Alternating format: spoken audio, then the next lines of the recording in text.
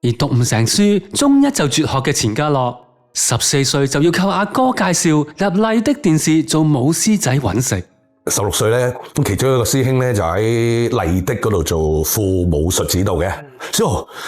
電視哇需求好多替身啊，不如有時你出嚟客串下做替身啦。咁啊好，佢見到個細佬又學佢咁樣唔讀書，佢就介紹咗我去麗的電視嗰度做龍虎武師咯。靠人事帶入行，最多只係攞到張入場券，喺片場要生存，始終都係要靠自己裝備。叫佢學啲嘢啦，學下自由體操啦，因為做武師咧都要翻騰動作嘅，即係要打啊、翻關斗。好彩錢家呢兩兄弟原來天生就流住動作演員嘅血，但兩兄弟有天分，好快幾個月就學識好多種唔同嘅翻騰動作。片場邊度缺人，錢嘉樂就攝去邊度。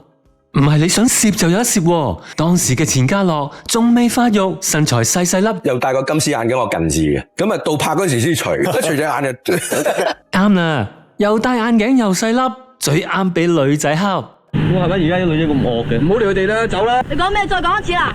你邊個老母生㗎？走啦！